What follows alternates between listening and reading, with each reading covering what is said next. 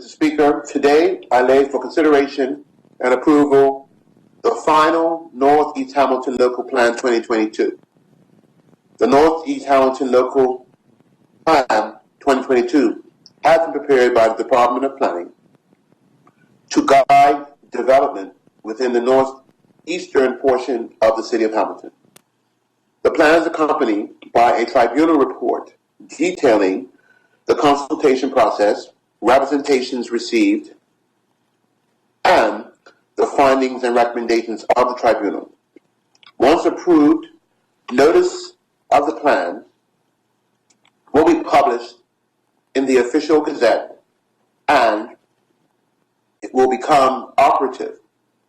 Mr. Speaker, I invite members of this Honorable House and the public to access both the plan and the accompanying tribunal report online at planning.gov.bm/index.php/2022. Mr. Speaker, Northeast Hamilton is an area of unparalleled community spirit. However, it is also an area which has suffered due to the lack of investment in its infrastructure and environmental conditions.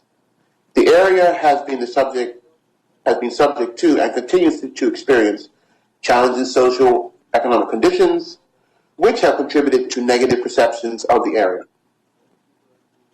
These negative perceptions have caused a general reluctance within the private sector to invest in development projects within the area. Mr. Speaker, the right development in the right location can spur economic activity, and therefore it is essential that Northeast Hamilton is equipped with the appropriate planning policy framework which can assist in facilitating investment. Mr. Speaker, the Northeast Hamilton area was intentionally excluded from the City of Hamilton Plan 2015 as it was considered that the area has a, I quote, distinct urban fabric worthy of its own local plan. The department has explored a number of options for the preparation of a local plan for this area, attempting to ensure that it is sensitive to the needs and aspirations of the people who live and work in the area. Mr. Speaker, the presentation of the plan today represents the culmination of that work. Mr. Speaker, the plan establishes a change of approach in the traditional interpretation and application of planning policy in Bermuda, in that the entire ethos of the plan is built around the concept of a document which is applied in its entirety. Such an approach allows for decisions to be taken through balancing all the relevant factors and not mandating that a planning application must be refused because it fails to meet a single policy. Similarly, it also means that an application does not have to be approved just because it meets preconceived requirements. Mr. Speaker, this plan allows for case-by-case assessments based upon the nature of the development proposals and the circumstances of individual sites, and encourages developers and architects to put forward innovative designs which respond to the established characteristics of the area. Mr. Speaker, within the context of ever-changing social, environmental, and economic dynamics, I believe that it is imperative to have a planning system which has the ability to quickly pivot and respond constructively to emerging opportunities. I believe that the plan can assist in successfully achieving this whilst remaining true to sound planning principles.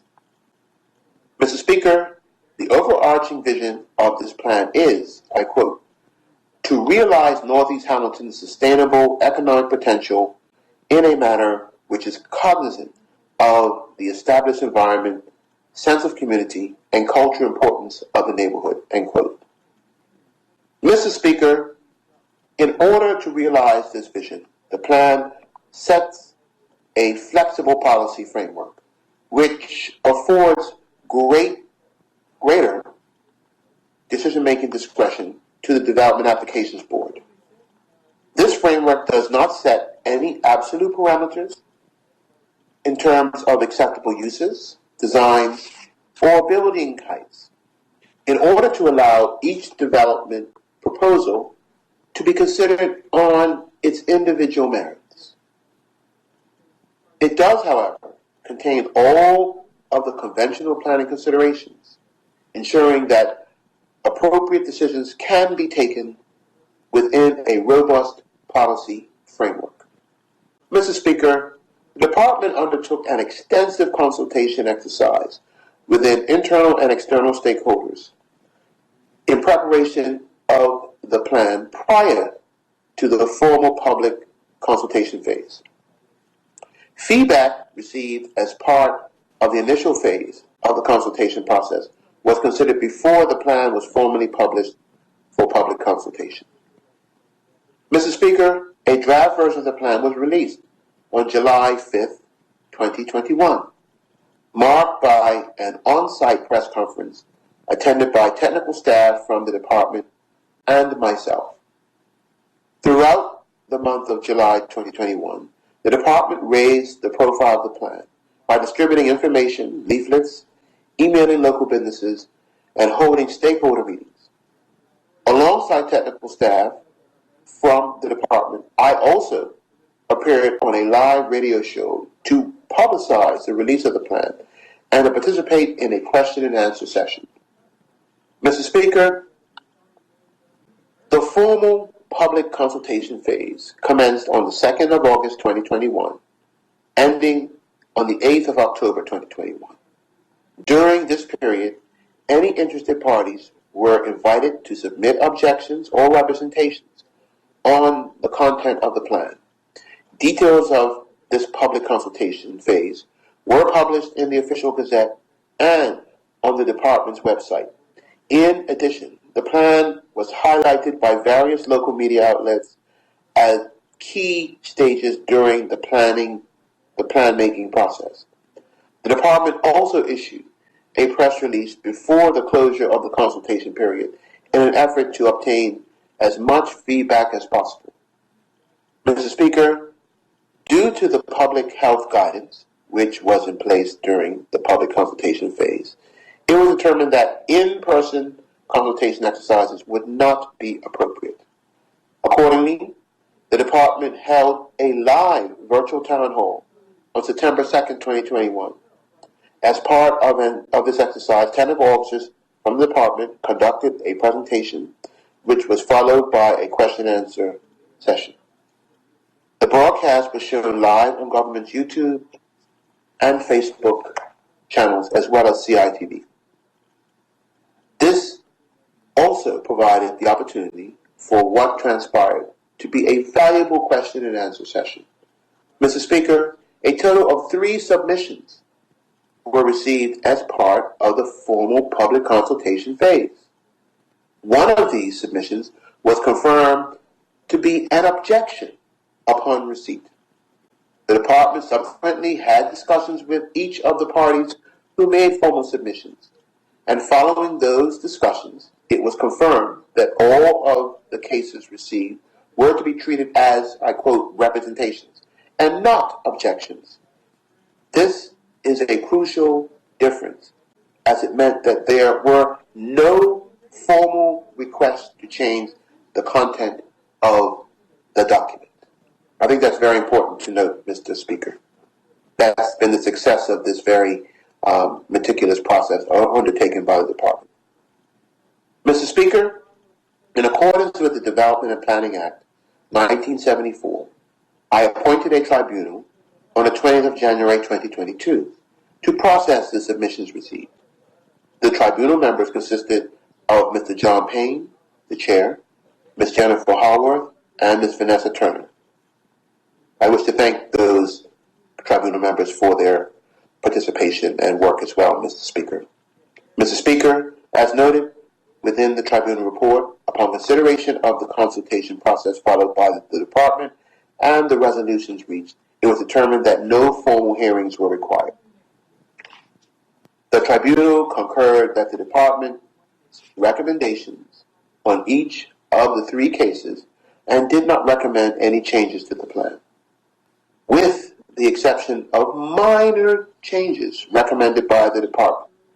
Having received the final version of the tribunal report for my review, in April 2022, I confirmed my full agreement with the tribunal findings and recommendations.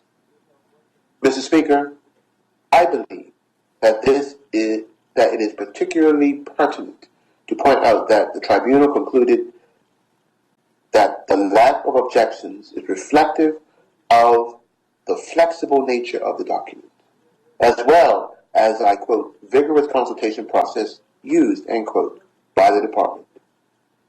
I wholeheartedly agree that with these conclusions and believe that the department has produced a document which could be the cornerstone of a transformational approach towards planning within Bermuda.